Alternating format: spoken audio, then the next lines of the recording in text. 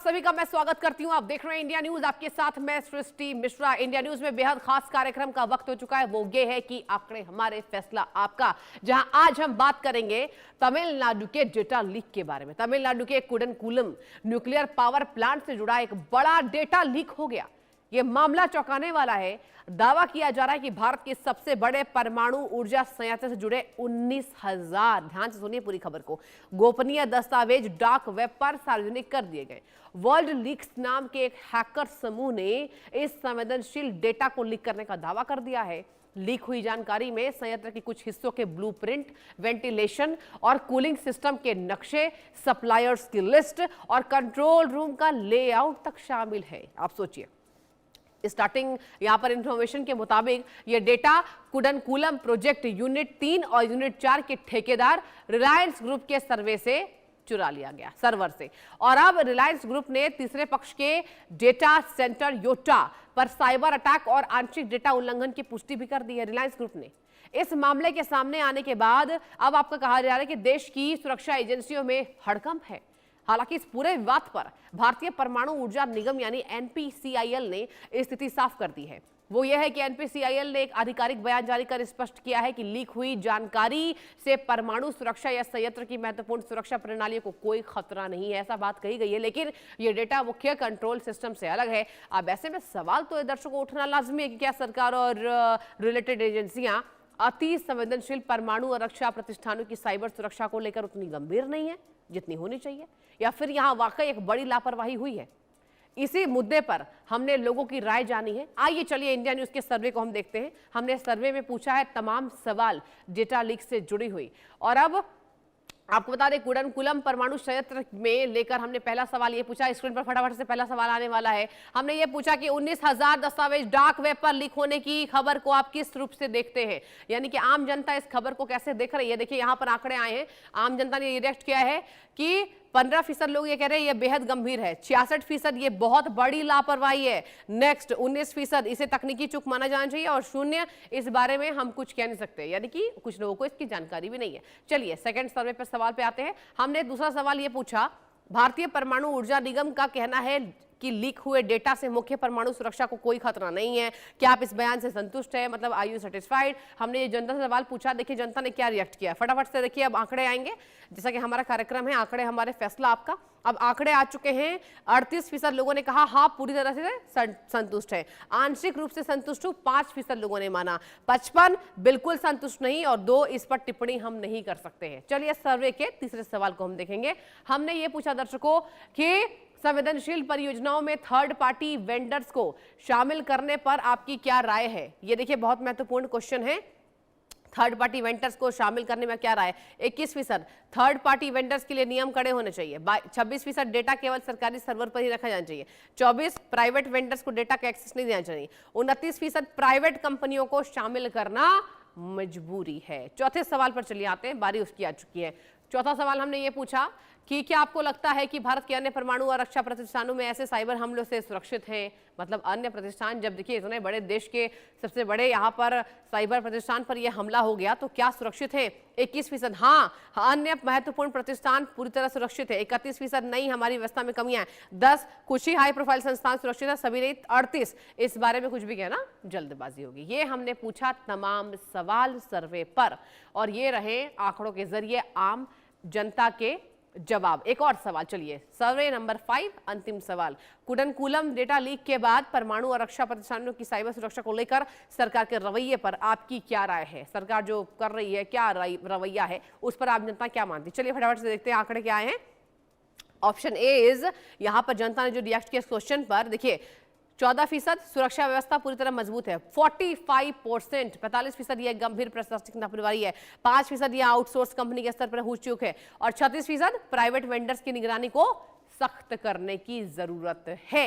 ये हमने पूछा आज के सर्वे में ये तमाम महत्वपूर्ण सवाल, जिसके जवाब यहां पर आम जनमानस ने ये दिया है। अब देखिए परमाणु ऊर्जा संयंत्र से जुड़े इतने बड़े डेटा लीक होना, कहा जा रहा है कि ये यहां पर एक गंभीर खतरा है। और मेरे साथ बेहद खास मेहमान इंडिया न्यूज पर जुड़ चुकी हैं। खुशबू जैन मेरे साथ हैं मैनेजिंग डायरेक्टर पार्टनर हैं ARK की। बहुत बहुत स्वागत है।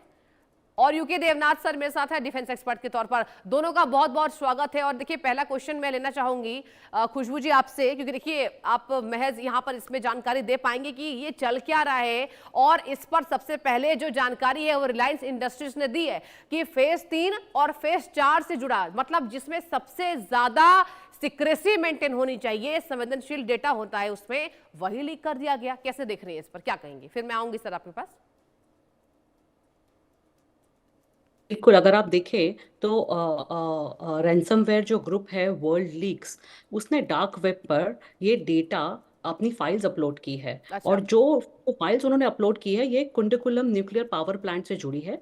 और ये जो फाइल है ये सीधे प्लांट कंट्रोल सिस्टम से नहीं, बल्कि थर्ड पार्टी जो डेटा है या फिर जो कॉन्ट्रैक्टर है उनके द्वारा या उनके सर्वरों से ली गई है। तो अगर आप देखें तो जो पावर प्लांट होते हैं वो क्रिटिकल इंफ्रास्ट्रक्चर में आ जाते हैं। न्यूक्लियर पावर प्लांट, ना ही अच्छा। इंडिया में बल्कि सारी कंट्रीज में इन्होंने पावर प्लांट्स को क्रिटिकल इंफ्रास्ट्रक्चर में दिया है। क्रिटिकल इंफ्रास्ट्रक्चर जो कंट्रीज के होते हैं उनके लिए साइबर सिक्योरिटी की स्पेशल गाइडलाइंस होती है, उनकी सिक्योरिटी पर ज्यादा ध्यान दिया जाता है, बिकॉज ये क्रिटिकल होते हैं कंट्री की इंफ्रास्ट्रक्चर को मेंटेन करने के लिए। बट अगर आप देखें तो यहाँ पे लूप होल कहाँ पे आया है, यहाँ पे जो थर्ड पार्टी वेंडर्स अटैच्ड होते हैं, जैसे कि जिस भी तरीके के कोई भी थर्ड पार्टी वेंडर्स होते हैं जो अटैच्ड होते हैं, वो सिक्योरिटी को मेंटेन नहीं करते हैं या उनका सिक्योरिटी स्टैंडर्ड्स उतना नहीं होता है। या फिर बहुत बार जो थर्ड पार्टी वेंडर होते हैं उनके थर्ड पार्टी वेंडर होते हैं, तो ये जो पूरी सप्लाई चेन होती है वहां पे वीक लिंक आती है।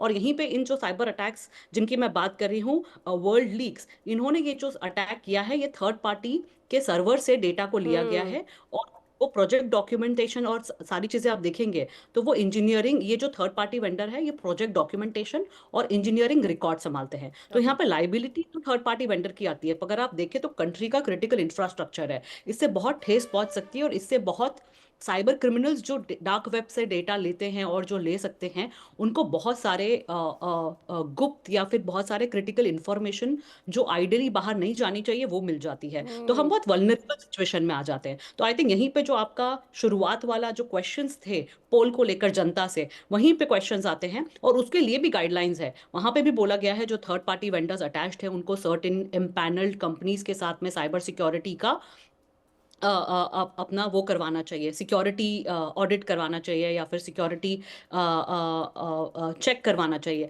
बट यहाँ पे लूप होल में बैठ जाता है जहाँ पे छोटी छोटी कंपनीज थर्ड पार्टी वेंडर्स जो आ जाते हैं और उनकी सिक्योरिटी पे ध्यान नहीं दिया जाता है। तो आई थिंक ये पूरा जो इंसिडेंट हुआ है कुंदकुलम का ये बहुत सीरियस है, बिकॉज ये हमारी क्रिटिकल इंफ्रास्ट्रक्चर है और इससे एक लर्निंग आती है। और वो लर्निंग ये आती है कि एक तो होता है क्रिटिकल इंफ्रास्ट्रक्चर की सिक्योरिटी जिस पे पैसा डालते हैं, जिसकी सिक्योरिटी के मायने बहुत ऊंचे स्तर पर होते हैं, पर दूसरे होते हैं कि इनके जितने भी थर्ड पार्टी वेंडर्स होते हैं उनके लिए भी सेम समान सिक्योरिटी स्टैंडर्ड होने चाहिए और ये कंटिन्यूअसली चेक होने चाहिए। एक होता है कि वो प्रमाण तो शुरुआत में दे देते हैं थर्ड पार्टी के कि आपको ये करना है, बट वो कंटिन्यूअस नहीं होता है। और वो कंटिन्यूअस नहीं होता है तो ये लोग अपग्रेड नहीं करते हैं अपने आप को टेक्नोलॉजी एंड सिक्योरिटी के मायने में। तो आई थिंक ये जो कंटिन्यूअस अफेयर होना चाहिए कि एवरी 6 मंथ्स और एवरी 1 ईयर डिपेंडिंग ऑन कितनी क्रिटिकल सिचुएशन सिस्टम्स है, हम्म। इनके भी ऑडिट कंटिन्यूसली होने चाहिए, अपडेटेड होने चाहिए ये लोग सिक्योरिटी को लेकर। बिकॉज ये बहुत छोटी चीज नहीं है, अभी इससे कोई एकदम से इमीडिएट इम्पैक्ट तो नहीं दिखा है हमको, बट अगर आप देखेंगे तो ये घटना फिर भी गंभीर है। बिकॉज सेफ्टी अच्छा। क्लैरिफिकेशन, NPCIL जो हमारा क्रिटिकल इंफ्रास्ट्रक्चर को देखता है उनकी तरफ से सिक्योरिटी क्लैरिफिकेशन भी आ गया है कि जो डेटा लीक हुआ है वो ज्यादातर बैलेंस ऑफ प्लांट यानी industrial support system, vendor contract या इंजीनियर डॉक्यूमेंटेशन से जुड़ा है, ना कि रिएक्टर के कोर डिजाइन से। बट अगर रिएक्टर का कोर डिजाइन बाहर आ जाता तो बहुत बड़ा ये गंभीर बात थी। बट अगर नहीं भी देखें तो भी ये गंभीर बात है, बिकॉज ये बात सिर्फ रिएक्टर तक सेफ नहीं होती है। जब किसी भी न्यूक्लियर प्लांट के विस्तृत इंजीनियरिंग ड्राइंग्स, वेंडर डिटेल्स या फिर इंस्पेक्शन रिकॉर्ड बाहर आ जाते हैं तो इससे एडवाइज इस एडवर्सरी को प्लांट की बनावट और सप्लाई चेन की गहरी समझ मिल जाती है। और इसी जानकारी का दुरुपयोग कोई भी टारगेटेड साइबर अटैक या फिर सोशल इंजीनियरिंग या फिर स्पूफिंग या फिर सप्लाई चेन कॉम्प्रोमाइज के लिए हो सकता है फ्यूचर में। इसीलिए केवल IT डेटा ब्रीच कहकर हल्का नहीं लिया जा सकता है। ये एक क्रिटिकल इंफ्रास्ट्रक्चर है और इसकी साइबर रेजिलियंस का मामला है। इसीलिए यहाँ पर जिस तरीके से अगर अब मैं बोलूंगी तो ये बहुत ही गंभीर चीज है और इसको बहुत ही सीरियसली लिया जाना चाहिए। बिल्कुल। और आई थिंक खुले इस बात को उसके पहले या उसके बावजूद मैं ये बोलूंगी कि हमारा क्रिटिकल इंफ्रास्ट्रक्चर और उनसे जुड़े थर्ड पार्टी वेंडर्स की साइबर सेफ्टी और सिक्योरिटी बहुत ही इंपॉर्टेंट चीज़ है। अगर हम डिजिटल इंडिया की तरफ जा रहे हैं, हमारी कंट्री स्टैंड स्टिल हो सकती है अगर किसी क्रिटिकल इंफ्रास्ट्रक्चर के इस तरीके के डॉक्यूमेंटेशंस बाहर आ जाए और उसका दुरुपयोग होने लगे साइबर क्रिमिनल्स के द्वारा। ठीक है खुशबू जी, आऊंगी मैं आपके पास। मेरे साथ group captain UK Devnath sir भी लगातार जुड़े हुए हैं। सर आपका भी बहुत बहुत स्वागत एक बार मैं फिर से करना चाहूंगी। और सर आप कैसे देख रहे हैं, क्या ये माना जाए क्या कि अभी जो तनाव चल रहा है, अब साइबर अटैक्स जो है, ये जो अटैकर्स हैं ये बहुत आसान समझ रहे हैं इसको। आप देखिए सर, भारत के सबसे बड़े परमाणु संयंत्र पर इस तरीके से अटैक होना, 19,000 कहा जा रहा है डेटा लीक हुआ है। कैसे देख रहे हैं, कितना संवेदनशील मुद्दा है और सरकार को क्या करना चाहिए? पहला तो मैं यही जवाब आपसे चाहूंगी। डेफिनेटली मामला बहुत संवेदनशील है। अच्छी बात यह है कि समय रखते इसका हमें कुछ आभास भी मिल गया था। Department of science and technologies का संज्ञान ले रही है। अच्छा। अब जो डिपार्टमेंट ऑफ एटॉमिक एनर्जी है उसने ऑलरेडी एक इंक्वायरी भी ऑर्डर कर दी है। देखने की बात है कि nuclear power corporation of India limited ना सिर्फ कुडनकुलम वरन दूसरे वाले न्यूक्लियर पावर प्लांट्स में भी किस तरह की साइबर सिक्योरिटी को अंजाम देती है या एग्जीक्यूट करती है। ग्राउंड लेवल पर क्या साइंटिस्ट को, इंजीनियर्स को और जो एडमिनिस्ट्रेटिव स्टाफ है उनको ब्रीफ किया जाता है साइबर सिक्योरिटी के बारे में। ये बहुत एसेंशियल है कि इस तरह की डेटा लीक जो है वो मेन ऑपरेशंस के बारे में ना हो। अभी तक जितने बयान सामने आए हैं या जो डेटा सामने आ रही है, ऐसा लग रहा है कि administrative support, logistic support, transport support और जो फिजिकल सिक्योरिटी देने वाली कंपनीज थी उनके यहाँ से ये डेटा लीक हुआ है। तो क्या एक संभावना है कि इस डेटा लीक के बदौलत कोई बाह्य ताकत जो भारत के दुश्मन देश हैं, चीन, पाकिस्तान, क्या वो रिमोट से हमारे न्यूक्लियर पावर प्लांट्स के ऑपरेशंस को कंट्रोल में ले सकते हैं? ऐसा सिमुलेट करके कई बार कोशिश की गई है और जो लास्ट सेफ्टी ऑडिट की गई थी उसमें ऐसा कहा गया था कि हैकर्स हमारे न्यूक्लियर पावर प्लांट्स की जो ऑपरेशनल डेटा है या ऑपरेशनल कंट्रोल है उसको नहीं टेक ओवर कर सकते। ऐसा भी कई जगह पे थ्योरेटिकली सोचा गया है कि क्या न्यूक्लियर पावर प्लांट्स की जो न्यूक्लियर साइकिल है उसको एक्सेलरेट कर सकते हैं, डिसलेट कर सकते हैं। पावर प्लांट के जो ऑपरेशंस है उसमें क्या उसको इतनी हद तक एक्सेलरेट कर सकते हैं कि धमाका, न्यूक्लियर धमाका हो जाए। तो सिमुलेशंस के बाद ऐसा प्रतीत होता है कि ऐसा हो नहीं सकता। देखिए एनआईसी जो है वो हमेशा संज्ञान लेती रहती है ऐसे ऐसे डेटा लीक का। इसके पहले भी अलग अलग भारत सरकार के डिपार्टमेंट्स में, अलग अलग मिनिस्ट्रीज में लीकेज के मामले सामने आए हैं। क्योंकि मैं एयरफोर्स में हूं, मैं बताना चाहता हूं कि इस तरह की कुछ data leak ministry of defence में भी हुई थी। लेकिन मिनिस्ट्री ऑफ डिफेंस में वो जो मिनिस्ट्री ऑफ डिफेंस में जो सिविलियन स्टाफ है उनके एचआर रिलेटेड फाइल्स की डेटा चोरी हुई थी। आर्मी, नेवी, एयरफोर्स के जो कंप्यूटर्स थे उनको हैक नहीं कर सके।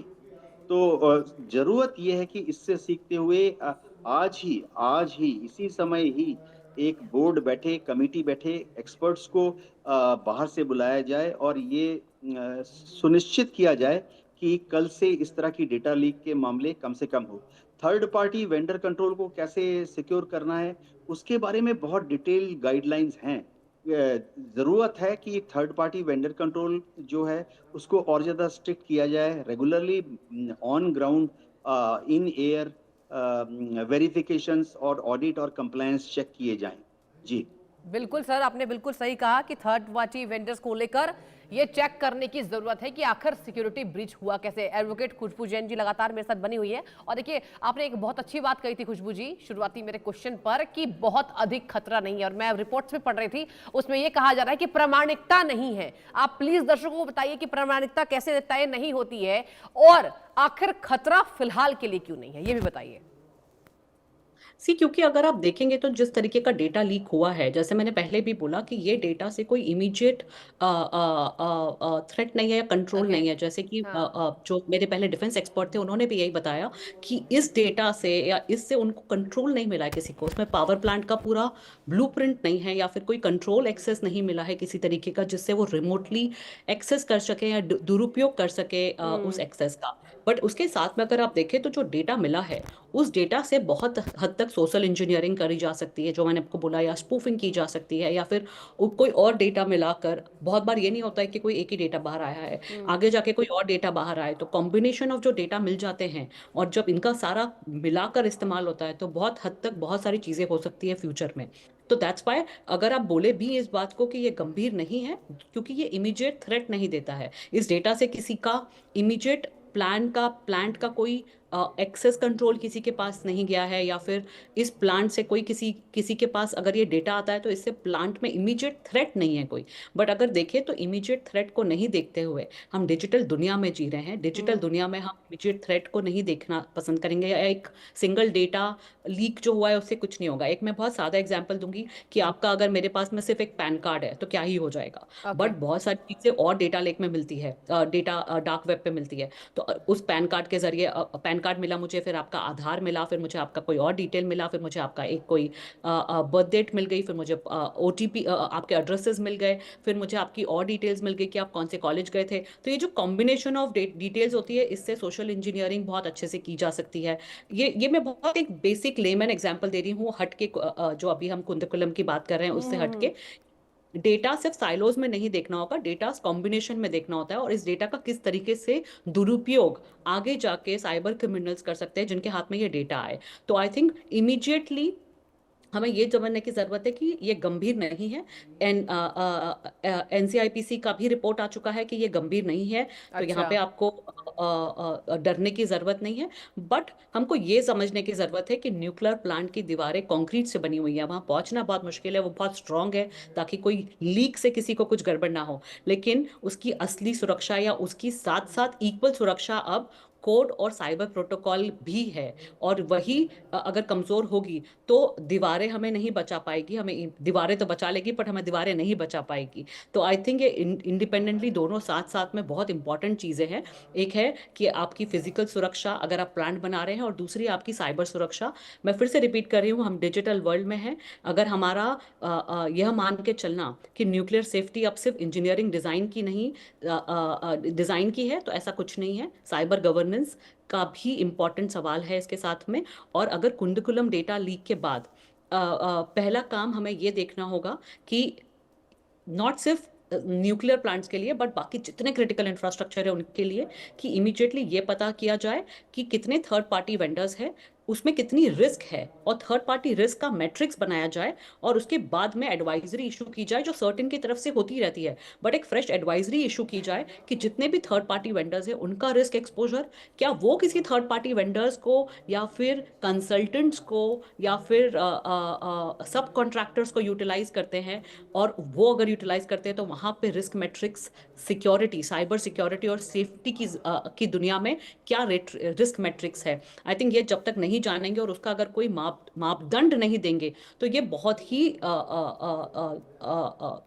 गलत सिचुएशन में हम आगे जाके चले जाएंगे कि एक तरफ तो हम डिजिटल इंडिया की बात कर रहे हैं, दूसरी तरफ हमारे खुद के क्रिटिकल इंफ्रास्ट्रक्चर अगर इस तरीके से किसी के हाथ आ जाए, किसी गलत इंसान के हाथ आ जाए जो कि साइबर क्रिमिनल्स हुए, या फिर किसी ऐसे देश के या दुश्मन देश के हाथ में आ जाए, तो उनके लिए बहुत आसान हो जाएगा। बहुत बार ये चीज़ें इस्तेमाल भी नहीं की जाती है, ये चीज़ें दूसरे देश संभाल के रखते हैं ताकि अगर कभी कोई सिचुएशन आई तो इनका इस्तेमाल किया जाएगा। तो बहुत सारी चीज़ें हमें अभी इमीडिएटली दिखती भी नहीं है, बहुत सारा डेटा वो संभाल के रखते हैं कि जब ज़रूरत पड़ी अगर कभी लाइफ में तो इसका इस्तेमाल किया जाएगा, तो तब हम ठीक है। बहुत वल्नरेबल सिचुएशन में होंगे।